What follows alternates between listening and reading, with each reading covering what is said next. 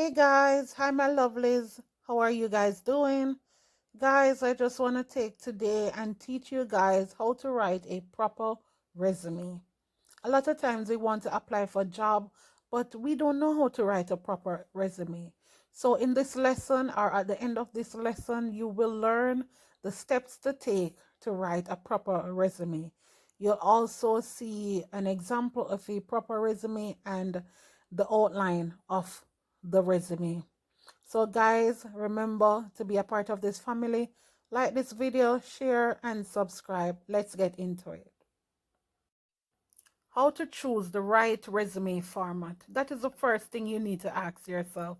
How to choose the right resume format. There are three types of resume formats: reverse chronological, functional or skill-based, and a combination of the two. The choice depends on the type of job you are applying for and your level of experience, okay? Reverse chronological resume format. This is the most popular resume format and is ideal for people with plenty of work experience that is relevant to the position they are interested in. So if you're someone with a lot of work experience in the position you're interested in, this is the format for you. The second one is functional or skill-based resume format. If you lack relevant work experience because you're a student or you recently graduate or you're looking to make a career change, the skill-based format is a better choice for you, okay? The third format, combination resume format. This is a great choice for job seekers with a very diverse skill set. It's usually useful if you are applying for a role that required expertise in 3 to 4 different fields and you want to show all that in your resume. For example, you're applying for a senior management role and the requirements are expertise in management, sales, and software development. So if you're looking for something requires a lot of expertise, this resume is for you. Always try to resist the impulse. If you're hoping to score an interview for the dream job, you need a freshly polished, customized document that's going to grab the reader attention from the start. Here are some tips on boosting your resume or your writing skills, as will be listed below. As I said, step 1 was how to choose your right resume format, which we discussed in the previous slide. So let's go to step 2. Tips on boosting your resume. Step 2. Plan the framework of your resume. Okay, make sure you plan your framework. Guys, before we go any further, please remember to like and subscribe to my channel, okay? Consider the basic framework of your resume. More isn't necessarily better, so aim for conciseness over length. Employers are looking for a synopsis of your credential, not everything you have done in your career. In many cases, a one-page resume is sufficient, okay? In general, shorter is better, with a few bullet points for each job, brief sentences, descriptions that are action and accomplish oriented. Your goal is to wow the hiring manager and present a document that promotes you as an ideal candidate for the position. Number 3, the tips on boosting your resume. Step 3, create a valuable lead. Okay? Again, create a valuable lead. So make sure that you create a valuable lead. At the top of your resume page is a valuable real estate. If you want the reviewer to give your resume more than a quick scan, you need something up there that's going to make them want to keep reading. So if you want the reader or the persons, the hiring manager, to take your resume serious and really look into it, you need to have a valuable lead. Okay, guys?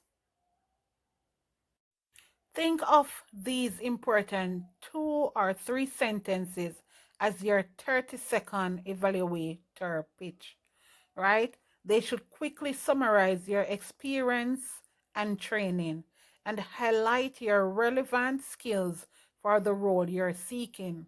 Expand on your qualification deeper in your resume and in your cover letter. In the past, resumes have an objective statement just below the contact information that explained the type of job a candidate was seeking. Today, many hiring managers and recruiters expect to see a short, snappy paragraph that's more like a profile. Let's move on to tips on boosting your resume. Step 4. Compile your personal and employment information. So put together your personal and employment information. Get a pen and paper and write it down. That's step 4. Collect all the information you need to include before you start writing your resume. For example, the contact information you want to use, all your jobs, your education, training, certification, skills, and other credentials. The most popular section for a resume are your contact information, professional resume summary or objective, your work experience and achievements, your education, your skills, and you have the optional section like your language, publication, hobbies, etc. So these are the most important or popular section. Tips on boosting your resume. Step 5. Make an impact. So make an impact is number 5. Let's get into the lesson. Make an impact. To show how you excel in the position, use action verbs, give specific examples, and add quantifiable results. Don't simply say oversaw project management. Okay, don't simply say that. For instance, instead, give a concise, specific project description along with your role. So don't say you oversaw project management. Make sure you give in detail what you did when you oversaw the project management. What was your role? Okay? The majority of your resume should focus on your work experience.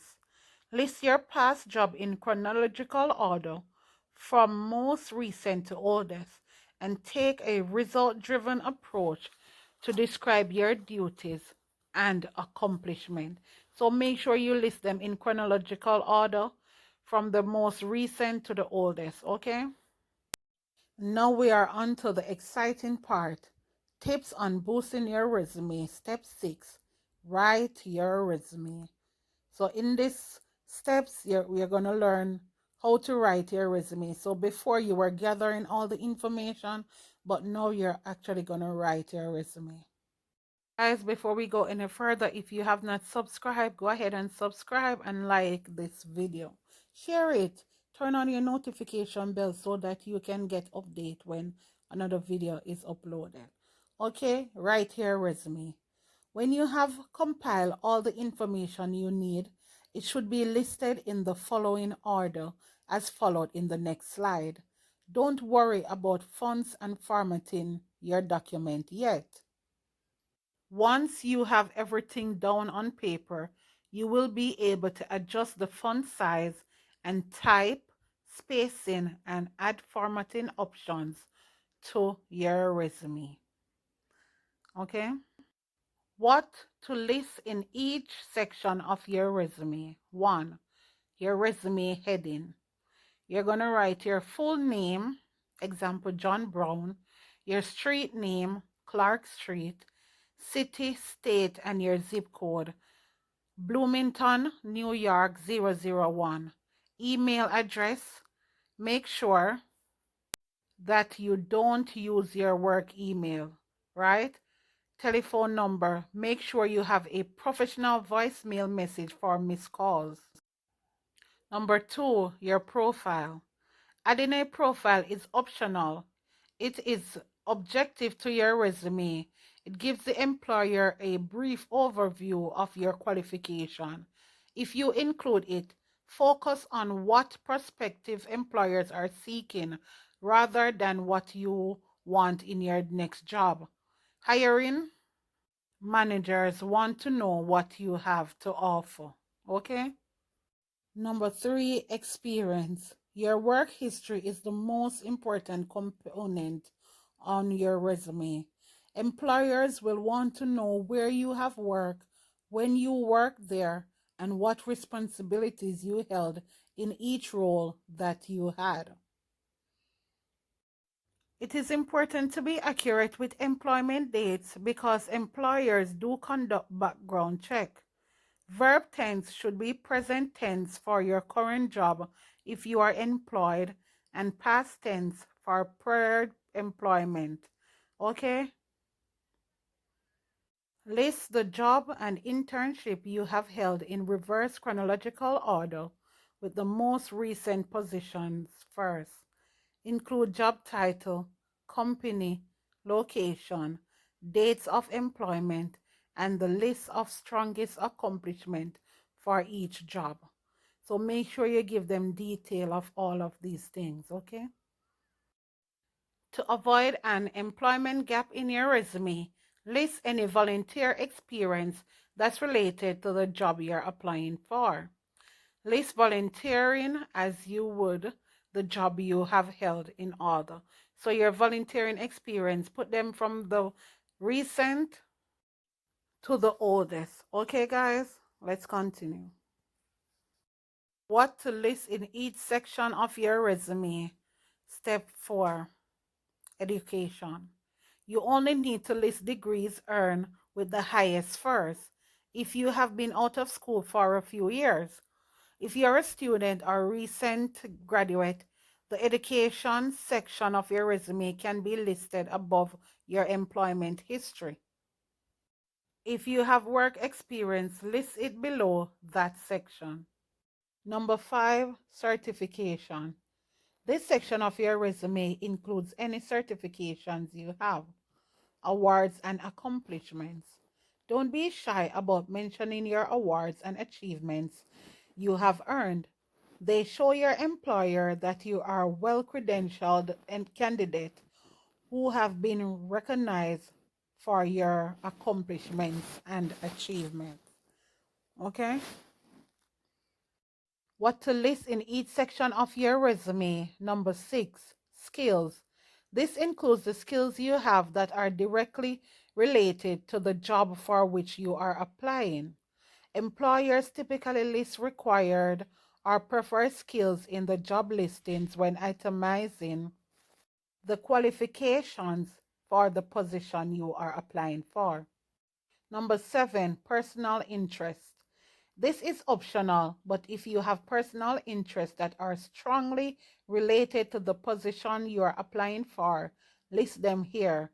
This can be helpful if you apply for jobs where you don't have a lot of related work experience, okay? So it's optional, but if you have the interest, apply it. This is an example of a resume. As you can see, you have the first and last name of the top, you have the address, then you have your experience, your education, your skills, your activity, which would be your personal interest. And before the experience, you see it gives a brief synopsis of who you are, explain who you are. Okay, guys? Final advice on how to create a good resume. Every job, every industry, and every candidate will require some adjustment to these resume writing tips. When you consider how to make an amazing resume, the takeaway is this. Employers want to hire people who can make an impact. Write a tailored resume that shows a distinctive result-driven professional, and before long, you may find yourself preparing for the job interview. Okay, guys, this is the end of my lesson on how to write a proper resume. Before you leave, remember to subscribe, comment, and turn on your notification bell so you can be updated when another video is uploaded. Guys, until next time, I love you. Bye.